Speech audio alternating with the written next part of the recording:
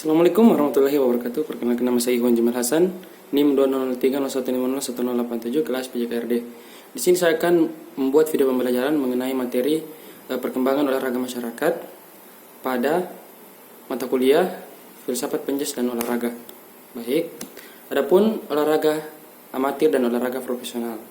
Nah, pada tahun 1927, seorang penduduk Madrid, Don Santiago, memberanikan diri membawa kesebelasan Real Madrid untuk suatu turnamen ke Amerika Serikat.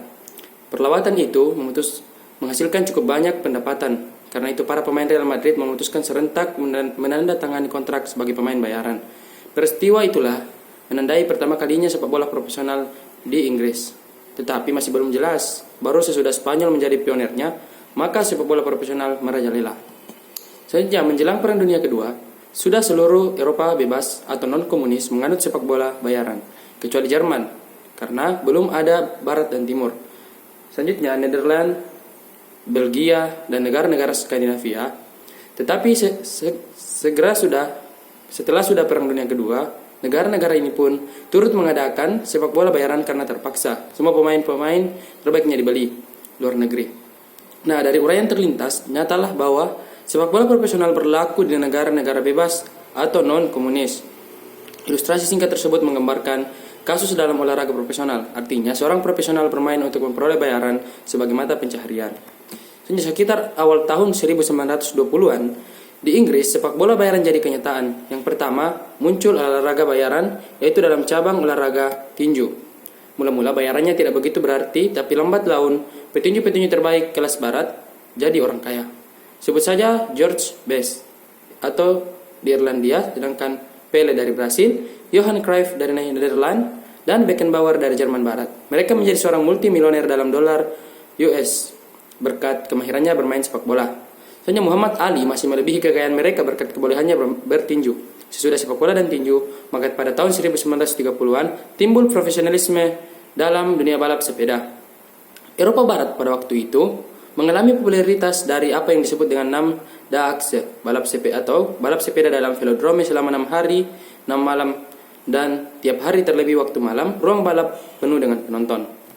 Selanjutnya di Indonesia, profesionalisme dibenarkan karena dapat memperluas lapangan kerja. Selanjutnya organisme profesional dalam olahraga mempunyai aturan sendiri dan tidak sama dengan organisasi olahraga biasa pada umumnya. Administrasi olahraga profesional diatur sebagai administrasi niaga yang dipimpin oleh seorang manajer. Roda administrasi inilah dijalankan oleh sejumlah pegawai yang juga digaji dan tidak dilakukan oleh orang-orang yang secara sukarela menjadi pengurus seperti dalam olahraga biasa, yakni mereka menjadi anggota organisasi olahraga amatir. Profesional di Indonesia belum berkembang seperti di negara lain, khususnya negara-negara liberal. Di negara-negara sosialis tidak kenal dengan profesionalisme. Mengapa segala segi kehidupan di sana diatur dan menjadi tanggung jawab negara? Demikian halnya dengan olahragawan. Kehidupan mereka dijamin oleh pemerintah dan memperoleh gaji seperti pegawai negeri. Mereka tidak memperoleh bayaran karena prestasinya. Sebagai warga negara, mereka bekerja untuk negara dan dengan melatih diri dan bertanding sebagai tugasnya.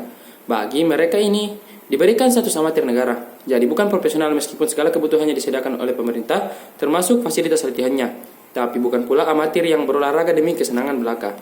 Selanjutnya olahraga prestasi dan olahraga kesehatan. Nah, olahraga prestasi olahraga di dunia semakin menunjukkan kemajuan semakin dramatis di tahun-tahun belakangan ini. Hasil evaluasi yang mampu menghasilkan prestasi yang intensif hanyalah atlet-atlet yang yang pertama memiliki fisik yang prima, yang kedua menguasai teknik yang sempurna, yang ketiga memiliki karakteristik psikologis dan moral yang diperlukan oleh cabang olahraga yang ditekuninya. Yang keempat yaitu cocok untuk cabang olahraga yang dilakukannya, dan yang terakhir sudah berpengalaman berlatih bertanding selama bertahun-tahun. Selanjutnya olahraga kesehatan. Perkembangan olahraga di sekolah dan perkembangan tingkat kesejahteraan masyarakat berkaitan erat dengan perkembangan olahraga kesehatan di Indonesia. Istilah olahraga kesehatan menjadi populer sejak tahun 1980, namun olahraga kesehatan sudah dikenal sejak 59 tahun, khususnya sejak zaman Jepang, dan memperkenalkan Taiso yang merupakan olahraga massal bagi murid-murid di sekolah. Selanjutnya dalam perjalanan selanjutnya olahraga kesehatan mengalami pasang surut, mengikuti arah dan kebijakan pemerintah dalam hal olahraga, dan juga mengikuti perkembangan tingkat kesejahteraan dan kemakmuran masyarakat. Sekian dan terima kasih video pembelajaran yang saya buat. Lebih dan kurangnya mohon dimaafkan, dan saya tutup dengan ucapan wabillahi taufiq wal hidayah. Wassalamualaikum warahmatullahi wabarakatuh. Salam olahraga.